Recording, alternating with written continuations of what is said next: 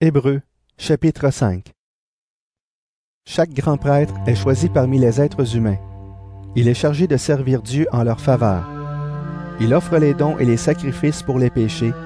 Le grand prêtre a lui-même beaucoup de faiblesses. Il peut donc comprendre les ignorants et ceux qui se trompent. Parce qu'il est faible, il doit offrir des sacrifices pour les péchés, non seulement pour le peuple, mais aussi pour lui-même. Personne ne peut se donner l'honneur d'être grand prêtre. C'est Dieu qui appelle à cela, comme il a appelé Aaron. Pour le Christ, c'est pareil. Ce n'est pas lui qui s'est donné l'honneur de devenir grand prêtre. Il l'a reçu de Dieu, qui a dit « Tu es mon fils.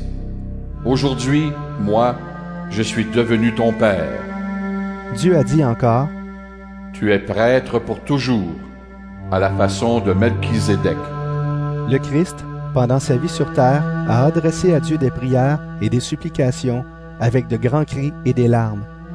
Il a prié Dieu qui pouvait le sauver de la mort. Et Dieu l'a écouté parce qu'il est resté fidèle. Le Christ est le Fils de Dieu, c'est vrai, mais par toutes ses souffrances, il a appris à obéir. Dieu l'a rendu parfait.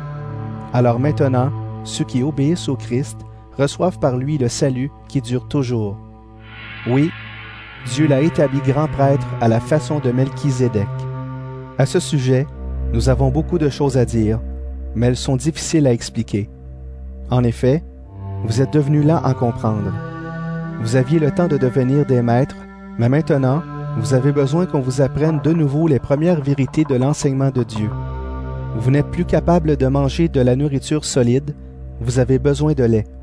Celui qui continue à boire du lait, c'est un bébé. Il ne peut donc pas discuter de ce qui est juste. Par contre, la nourriture solide est pour les adultes. Par leur expérience, ils ont entraîné leur conscience à faire la différence entre le bien et le mal.